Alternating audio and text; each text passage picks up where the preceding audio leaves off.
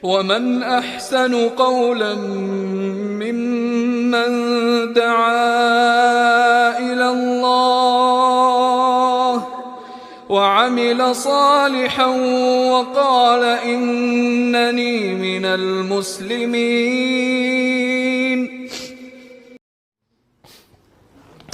Ustadz, orang tua ana masuk Islam ketika usia kurang lebih 65 tahun. Alhamdulillah jamaah, alhamdulillah. Jika mereka sholat ada kesalahan dalam pengucapan makhraj huruf, apakah sholatnya bisa diterima oleh Allah? Dan adakah kalau mereka saat zikir pagi dan petang gunakan bahasa Indonesia, beliau mendapatkan keutamaan dari zikir tersebut? Subhanallah jemaah, ya. Ada seorang sahabat yang ketika masuk Islam dia nggak bisa baca Al-Fatihah. Ya udah diajarin baca subhanallah walhamdulillah wala ilaha illallah Allahu akbar. Tapi kalau bisa baca Al-Fatihah, baca Al-Fatihah. Kalau dikatakan ada kesalahan makhraj huruf, nggak ada masalah jemaah. Karena kesalahan itu bukan dibuat-buat.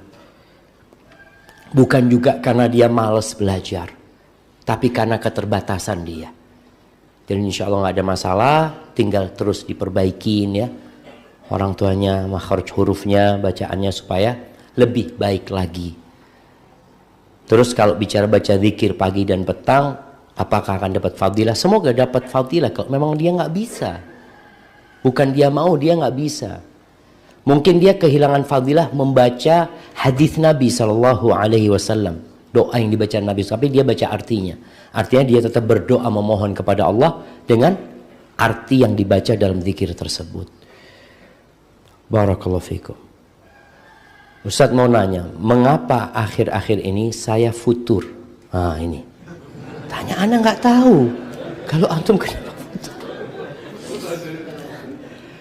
Dan jarang baca tafsir, hanya baca Quran aja. Dan bagaimana hilangkan futur itu? Iya. Apa penyebab futur? Kalau penyebab futur tentunya dosa. Penyebab futur itu meninggalkan amalan-amalan tadi yang kita sebutkan. Tidak merenungkan ciptaan Allah, tidak mengkaji asma'ullahul husna, tidak mengingat nikmat-nikmat Allah, dan dosa. Itu termasuk dapat membuat orang futur. Tapi secara umum jamaah, Nabi SAW mengatakan innal iman la yakhlaqu fi jawfi ahadikum. Iman itu dapat menjadi usang. Jadi usang di dalam hati kalian seperti usangnya pakaian. Antum kalau pakai baju lama, dipakai terus, itu kadang-kala rapuh sampai tipis bajunya. Kalau mungkin ketarik dikit sobek. Itu iman kondisi ketika futur itu. Kemudian apa kata Nabi SAW? Fasalullaha an yujaddida imanakum. Mintalah kepada Allah agar memperbaharui keimanan kalian. Jadi tadi doa. Antum baca doa-doa bagaimana Allah berikan keimanan. Antum jauhin dosa. Perbanyak istighfar. Perbanyak zikir. Karena zikir ini amalan yang paling ringan. Zikir sudah. Karena kalau suruh sholat qobliyah ba'diyah berat lagi antum. Tapi kalau zikirnya dijaga, lama-kelamaan imannya naik, insya Allah antum bisa kembali melakukan amalan yang dahulu antum kerjakan. Afwan Ustaz, bagaimana caranya supaya menghilangkan sifat pemarah? Suami ana seorang yang pemarah, walaupun dia selalu duduk di kajian-kajian sunnah. Apakah sifat ini tidak bisa dihilangkan ya Ustaz? Ahibati fillah, ada empat pokok karakter buruk. 4. Itu kata Ibnu Qayyim rahimahullahu ta'ala. Yang pertama adalah kebodohan. Yang kedua kezaliman. Yang ketiga syahwat. Yang keempat itu al-ghadab, marah. Makanya Nabi SAW mengatakan idza ghadiba ahadukum falyaskut. Apabila seorang marah, ini terapi marah ya. Jadi kalau suami ibu sudah ngaji masih marah, Di masa Nabi Muhammad SAW ada sahabat yang marah. Makanya Nabi kasih petunjuk. Apabila marah, diam. Diam. Karena kalau ngomong, biasanya orang marah itu isinya WC keluar dari mulutnya. Kebun binatang keluar dari mulutnya. Bahkan mungkin dia akan menceraikan istrinya ketika dia marah. Kemudian ketika suami marah dalam kondisi berdiri, hendaklah duduk. Ini kita sedang terapi, jemaah. Supaya kita nggak marah terus. Kemudian kalau duduk masih marah, kita rebahan. Ali bin Abi Thalib pernah marah sama Fatimah. Ini dalam kehidupan rumah tangga ya.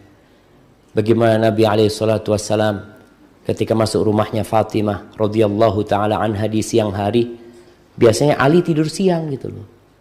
Nabi kok nggak ketemu Ali? Maka Nabi bertanya kepada putrinya, Aina ibnu ammiki? Di mana anak pamanmu? Nggak ditanya mana suamimu, ditanya mana anak pamanmu, kata dia. Kata Fatimah, ghadabani ani falam yaqlindi. Tadi dia marahan sama aku, akhirnya nggak tidur siang di sini. Dicari sama Nabi SAW. Ternyata tidur di masjid. Maka suami ibu kalau marah, pinjemin kunci masjid. Bang, ini bang, fadl bang. Insya Allah masjid. Soalnya kalau dia marah ke tempat lain, bahaya, pulang nanti tambah marah. Tapi kalau di masjid, insya Allah dia tambah imannya, pulang jadi nggak marah. Kemudian ahibati fillah, orang yang suka marah ini diarahkan kepada marah yang berpahala. Ya ini, siapa aja yang punya sifat pemarah, antum arahkan ke yang bermanfaat. Contohnya, pas waktu azan, antum melihat orang-orang nggak sholat pinggir jalan, antum marahin aja sana. Ayo ke masjid. Iya, jadi tersalurkan anunya. Marahnya itu tersalurkan ke tempat yang baik gitu, daripada marahin anak sama istri. Asal nih orang-orang nggak sholat dimarahin supaya sholat. Jadi tetap manfaat. Terus doa. Jadi kalau bicara apakah tabiat ini bisa dirubah? Bisa dirubah, diarahkan ya. Diarahkan kepada yang lebih baik. Jadikan marahnya karena Allah SWT. Jadi suami istri pun perlu tahu kenapa suaminya suka marah. Ada perempuan yang sudah 17 tahun ya. Dia itu hidup sama suaminya. Dia telepon anak-anak, kayaknya udah gak kuat Ustaz sama suami anak Ustaz. Udah gak kuat karena dia suka marah-marah ini itu. Anak ngomong, Kak, kenapa Kak anak ngomong sama dia? Kan sudah 17 tahun. Ya sudah lanjut kena ngomong. Boleh jadi umurnya tinggal setahun mati, gak tahu gitu. Nah, lanjutkan, sabar anak ngomong. Dan di situ ada pahala buat para istri. Ada pahala ketika dia menghadapi suami yang pemarah. Kemudian bagi para suami yang suka marah, Nabi SAW mengatakan, La taghdab walakal jannah. Engkau jangan marah, engkau masuk surga. Artinya kalau engkau suka marah-marah, resiko masuk neraka. Karena itu sifat buruk jamaah. Nabi SAW pernah bersama Abu Bakar ya. Ada satu orang yang mencela Abu Bakar di depan Nabi SAW. Mungkin ribut ya urusan dagang wala apa, tidak tahu. Pokoknya dia ngomong-ngomong nggak enak sama Abu Bakar. Abu Bakar diam. Ketika Abu Bakar jawab, Nabi pergi. Abu Bakar heran, Nabi nggak ada diikutin. Kenapa ya Rasulullah? Ketika orang itu marah-marah tadi memakimu, itu ada malaikat yang membalasnya. Tapi ketika engkau balas, datang setan. Aku pergi. Jadi marah itu dari setan. Kemudian juga istri perlu tadi cari apa sih yang menyebabkan suaminya marah sehingga dia tahu gitu loh. Suami anak ini marah Ustaz gara-gara sepatunya Ustaz belum disemir. Ya udah semir terus sepatunya. Kalau masalahnya itu.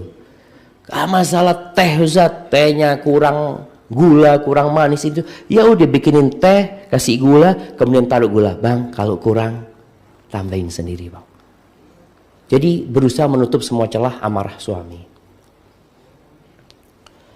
Assalamualaikum Ustaz. Izin bertanya, bila kita sudah terlanjur menanamkan ke anak kita sekolah supaya pinter, bisa kerja, bagaimana merubah mindset ini Ustaz? Syukron. Ya jemaah, duduk lagi sama anak. Nah mungkin abah dulu ngomong kepadamu kalau supaya pinter, ternyata nak banyak orang-orang pinter masuk penjara nak. Iya, itu yang masuk penjara emang bodoh-bodoh jemaah. Oh, profesor masuk penjara, doktor masuk penjara, bupati masuk penjara. Jadi penjara itu ternyata bukan isinya maling doang. Banyak orang-orang pintar di sana.